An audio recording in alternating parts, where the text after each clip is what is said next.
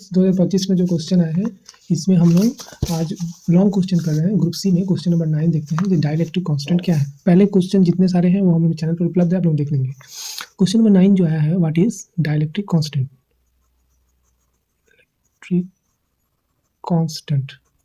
Dielectric constant क्या है, इसे हम लोग एप्सिलॉन आर या फिर के से भी रिप्रेजेंट करते हैं। तो सबसे पहले देख लेते हैं, मान लीजिए फ्री स्पेस में फ्री स्पेस लेते हैं और एक मीडियम लेते हैं। फ्री स्पेस का एब्सोल्यूट परमिटिविटी कितना है, एप्सिलॉन नॉट, और मीडियम का एब्सोल्यूट परमिटिविटी कितना है, एप्सिलॉन। अब दो चार्ज लेते हैं Q1 Q2, फ्री स्पेस में भी लेते हैं और मीडियम में भी लेते हैं Q1 Q2। दोनों चार्ज की जो दूरी है वो सेम है, r दूरी है, यहाँ भी दूरी कितनी है, r है मान लेते हैं। तो यहाँ पर मीडियम लेकिन क्या है, अलग है, और यहाँ पर मीडियम का फ्री स्पेस या एयर है। तो यहाँ पर फोर्स का कितना लगेगा, कूलम्ब्स लॉ के अनुसार F = 1/4 pi epsilon not Q1 Q2 by r square, magnitude of force. अगर सेम चार्ज है तो रिपल्सिव फोर्स, और यहाँ पर फोर्स कितना लगेगा, 1/4 पाई एप्सिलॉन, मीडियम का absolute permittivity, not free space का permittivity, epsilon Q1 Q2 by r square. तो क्या ये दोनों फोर्स बराबर है, नहीं, ये फ्री स्पेस का फोर्स है और ये मीडियम का फोर्स है, दोनों बराबर नहीं है, क्योंकि फ्री स्पेस में एब्सोल्यूट परमिटिविटी का मान जो है वो जो मीडियम का एब्सोल्यूट परमिटिविटी का मान फ्री स्पेस के एब्सोल्यूट परमिटिविटी के बराबर नहीं है। तो हम क्या करते हैं, रेशियो निकालते हैं दोनों फोर्स का, जो F0 ये जो फोर्स है बाई ये जो मीडियम में जो फोर्स है Fm बराबर कितना होगा ना, ये होगा एप्सिलॉन बाई एप्सिलॉन नॉट। ये जो रेशियो आया दोनों परमिटिविटी का, absolute permittivity of the medium bye absolute permittivity of the free space, ये जो रेशियो आया इसी को कहते हैं डाइलेक्ट्रिक कांस्टेंट K और relative permittivity of the medium epsilon r। तो यही जो डाइलेक्ट्रिक कांस्टेंट का डेफिनेशन पूछा है तो हम बोल देंगे, तो डाइलेक्ट्रिक कांस्टेंट और relative permittivity of the medium is the ratio of the absolute permittivity of the medium to the absolute permittivity of the free space K। इसका कोई यूनिट होता है क्या, दो एब्सोल्यूट परमिटिविटी का रेशियो है। So dielectric constant have no unit, इसकी कोई इकाई नहीं होती है। तो डाइलेक्ट्रिक कांस्टेंट का वैल्यू कितना होता है, नॉर्मली हम लोग देखते हैं डाइलेक्ट्रिक कांस्टेंट का वैल्यू कितना होता है, एयर फ्री स्पेस का 1 होता है, 1 के बराबर होता है या उससे ज़्यादा होगा। किसी मीडियम का डाइलेक्ट्रिक कांस्टेंट का वैल्यू या तो 1 होगा फ्री स्पेस से, या एयर का सबसे मिनिमम होता है 1, और सबसे मिनिमम कहाँ होता है, फ्री स्पेस और एयर में, और किसी भी मीडियम में उससे ज़्यादा होता है वैल्यू। और जैसे वाटर में अगर हम ये मीडियम वाटर ले तो K का वैल्यू कितना होगा, वाटर के लिए K का वैल्यू होगा K of water equal to 80, ये पूछ देता था तो परीक्षा में। और K का value less than equals to कितना होगा, मैक्सिमम वैल्यू कितना होता है, इन्फिनिटी। किस क्षेत्र में, मेटल के क्षेत्र में, मेटल के लिए इन्फिनिटी, और 1 होता है वैक्यूम या फ्री स्पेस के लिए, फ्री स्पेस या एयर के लिए मेटल के इन्फिनिटी, और वाटर के लिए K का वैल्यू होता है 80। तो ये हम लोग डाइलेक्ट्रिक कांस्टेंट के बारे में जान गए हैं। अब हम लोग आगे इसमें पूछा है, अ dielectric slab of thickness T and dielectric constant K is kept between the plate of a parallel plate capacitor with plate separation D। तो पैरेलल जो कैपेसिटर के प्लेट के बीच में सेपरेशन D है, उसके बीच में एक स्लैब देते हैं जिसका थिकनेस T है, और उस स्लैब का डाइलेक्ट्रिक कांस्टेंट K है। Derive an expression for the capacitance of the capacitor, उस कैपेसिटर का कैपेसिटेंस का एक्सप्रेशन निकालना है, क्या होगा। तो ये हम बना लेते हैं। तो यहाँ पर सवाल में क्या कहा है, सवाल में कह रहा है कि दो हम लोग यहाँ पर प्लेट लेते हैं, उनके बीच में सेपरेशन कितना है, D है, दिया हुआ है, सेपरेशन कितना है, D है। इनको हम, एक प्लेट को हम Q चार्ज दिए और दूसरे प्लेट को हमने ग्राउंड से कनेक्ट कर दिए। Area of the each plate कितना है, let area of each plate कितना है, A यूनिट। तो A यूनिट एरिया है और हमने Q चार्ज दिया है। इसके बीच में बोल रहा है कि एक स्लैब है जिसका थिकनेस कितना है ना, ये थिकनेस T है, उसको इंट्रोड्यूस कराया गया है। तो इसका जो अपना पहले से जो था मटेरियल डाइलेक्ट्रिक, उसका जो एयर था मान लीजिए, तो उसका परमिटिविटी एप्सिलॉन नॉट था, और जो मीडियम स्लैब दिया गया उसका परमिटिविटी एप्सिलॉन है, जहाँ पर epsilon is equal to dielectric constant of the slab into free space का परमिटिविटी हमने अभी पढ़ रखा है, थोड़ी देर आगे पढ़ा था। के क्या होता है? Epsilon by epsilon not, medium का परमिटिविटी बाई फ्री स्पेस का परमिटिविटी। तो वहाँ से एप्सिलॉन मीडियम का परमिटिविटी या स्लैब है तो कितना होगा? के डाइलेक्ट्रिक कांस्टेंट जो कि दिया हुआ है सवाल में इंटू एप्सिलॉन नॉट। तो यहाँ पर यहाँ से हम लोग निकाल लेंगे जो एप्सिलॉन क्या होगा? के इंटू एप्सिलॉन नॉट। ठीक है, अब हम लोग आ जाते हैं जो हम लोग को निकालना क्या है? हमें निकालना है इस सवाल में expression of the capacitance of the capacitor. तो हम लोग मान लेते हैं सरफेस डेंसिटी ऑफ चार्ज कितना है? Surface density of charge sigma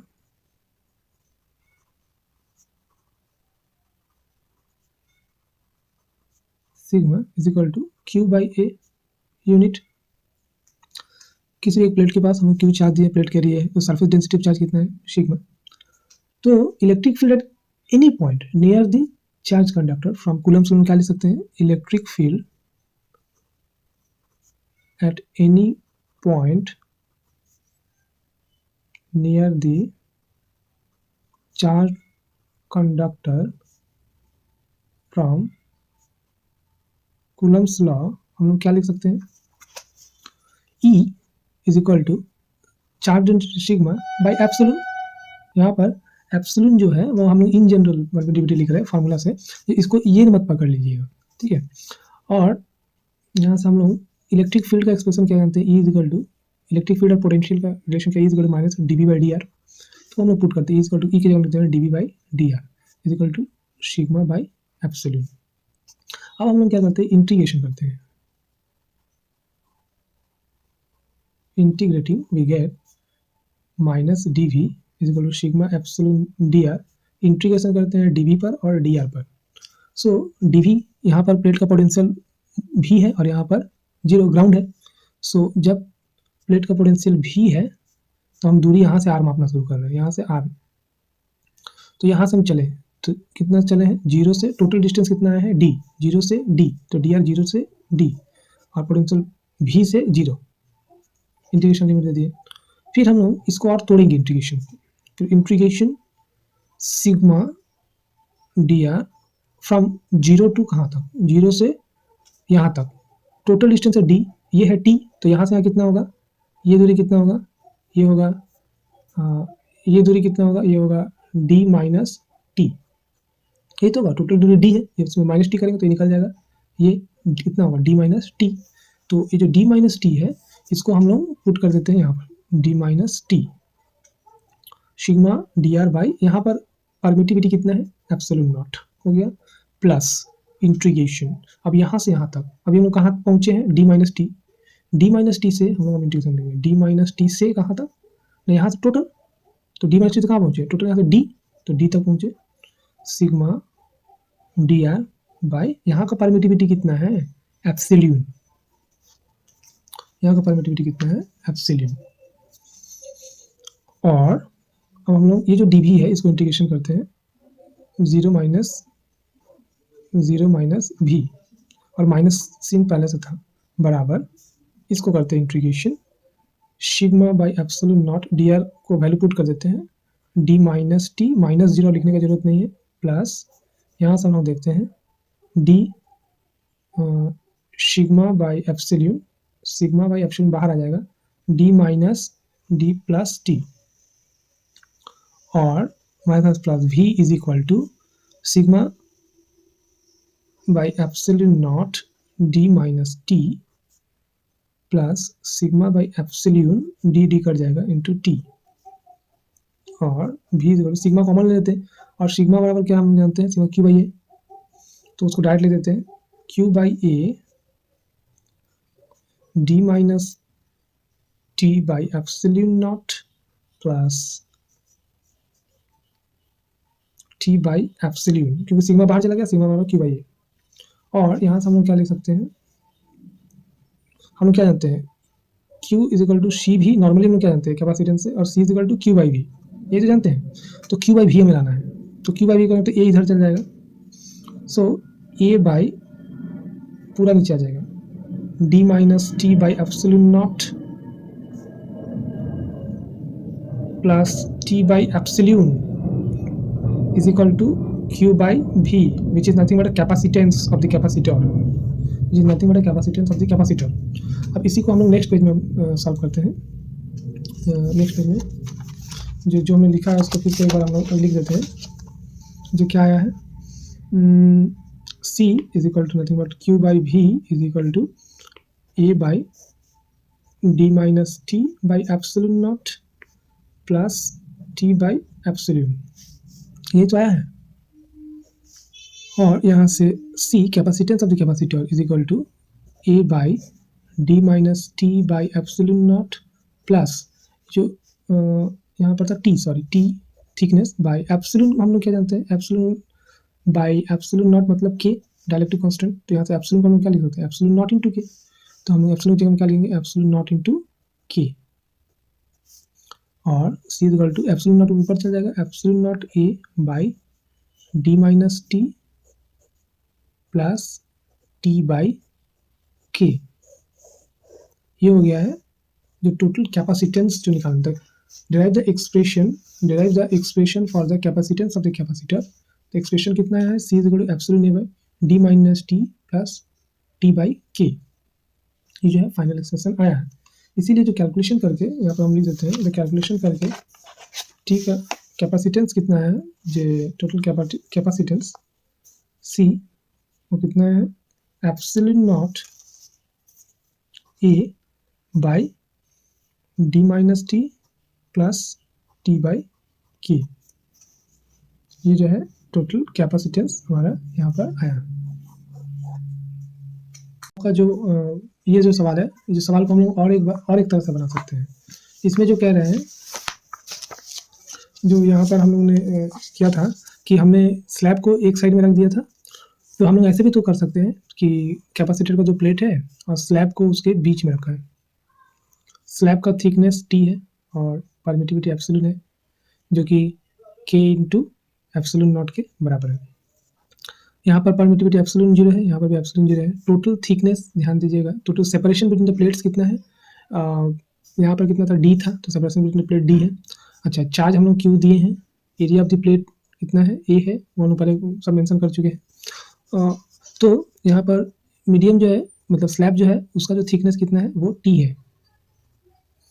तो यहाँ से हम लोग जब डिस्टेंस मापते हैं 0 से हम लोग शुरू करते हैं, ये वाली दूरी होती है x से ये होती है T प्लस x और फाइनली हम लोग पहुँचते हैं D पर। ठीक है, यहाँ से यहाँ तक x दूरी, यहाँ से स्लैब शुरू हुआ, x से हम लोग T प्लस x तक आए क्योंकि स्लैब का थिकनेस T है, और T प्लस x से हम लोग नेक्स्ट प्लेट जो ग्राउंडेड है वहाँ तक पहुँचे। यहाँ पर पोटेंशियल 0 और यहाँ का पोटेंशियल V है। तो हम लोग पहले जो एक्सप्रेशन निकाले थे, हम लोग क्या जान रहे थे वहाँ पर E is equal to sigma by epsilon, E is equal to sigma by epsilon from Coulomb's law से। अब हम लोग E की जगह क्या बैठा देते हैं minus dV by dr is equal to, general formula है सिग्मा बाई एप्सिलॉन। अब यहाँ से हम लोग इंटीग्रेशन करेंगे तो माइनस dV, इंटीग्रेशन हम लोग कर रहे हैं, लिमिट बैठा दे रहे हैं, सिग्मा इंटीग्रेशन कहाँ से कहाँ तक, अच्छा पूरा हम लोग इंटीग्रेशन देते हैं पहले sigma by epsilon general formula में, फ्रॉम r कहाँ से कहाँ तक है dr, 0 से d तक, तो 0 से d तक, 0 यहाँ से शुरू हो रहा है और d यहाँ पहुँच रहे हैं, तो यहाँ से पोटेंशियल कितना है v से 0 तक, ऐसा तो कोई असुविधा नहीं है। उसके बाद अब हम लोग देख रहे हैं अब इस सवाल को हम लोग कैसे बनाएंगे।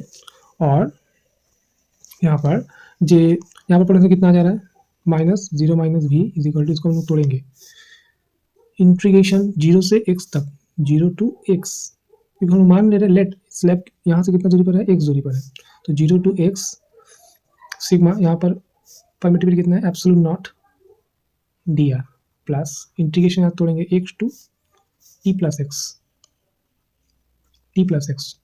सिग्मा बाय, ध्यान दीजिए यहाँ पर एप्सिलॉन है not epsilon naught, epsilon plus यहाँ पर फिर कितना आ जाता है फिर एप्सिलॉन नॉट, तो इंटीग्रेशन कहाँ से कहाँ इंटू dr सॉरी, तो यहाँ से आप आएंगे t प्लस x से लेकर कहाँ तक हम लोग आएंगे d तक, कहाँ आएंगे हम लोग d, सिग्मा बाई फिर से एप्सिलॉन नॉट और क्या होगा dr, हम लोग इसको तोड़ेंगे और v is equal to sigma by epsilon naught x minus 0 plus sigma by epsilon t plus x minus x plus sigma by epsilon not D minus T minus X, ये जाएगा expression sigma X by epsilon naught plus यहाँ से X X cut जाएगा, sigma T by epsilon plus sigma by epsilon not D minus T minus sigma X by epsilon naught, sigma X by epsilon naught sigma X by epsilon not cut जाएगा,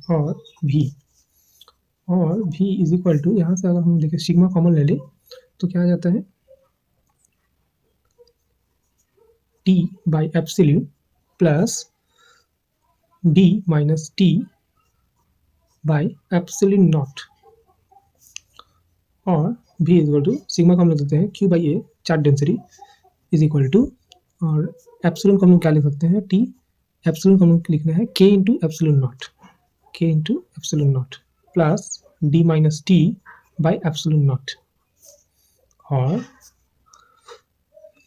v हम क्या कहते हैं जे q is equal to C V और c is equal to q by V, capacitance is equal to q by V, so q by V करते हैं तो q by V is equal to nothing but capacitance is equal to a by total नीचे आ जाएगा t by k epsilon naught plus d minus t by epsilon naught, और यहाँ से c बराबर क्या हो जाएगा, एप्सिलॉन नॉट ऊपर चला जाएगा, epsilon naught a by t by k plus d minus t by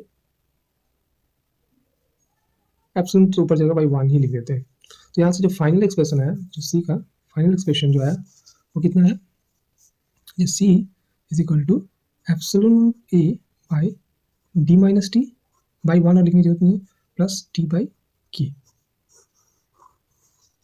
देखिए यहाँ पर जो फाइनल एक्सप्रेशन आया epsilon a d minus t plus t by k, और पहले जो आया था एप्सिलॉन नॉट वो भी देख लेंगे, epsilon a d minus t, दोनों का अगर हम लोग तुलना करें, दोनों जो वैल्यू आया है epsilon a d minus t plus t by k तो सेम आया है। तो हम लोग देख पा रहे हैं जे स्लैब को कहाँ रखेंगे, स्लैब को अगर हम लोग एक साइड में रखें या बीच में रखें उससे मतलब है नहीं, जो c का वैल्यू आएगा वो कितना आएगा, जो c का वैल्यू आएगा epsilon naught a by d minus t plus t by k, सी के बराबर होगा। तो आज हम ये रहने देते हैं, हम दो मेथड से इस प्रॉब्लम को हमने सॉल्व किया है। तो अब हम वीडियो काफ़ी लंबा हो जा रहा है, नेक्स्ट वीडियो में हम लोग और भी जो सवाल है उसको हम लोग सॉल्व करने का प्रयास करेंगे। तो आज के लिए इतना ही, तब तक के लिए थैंक यू।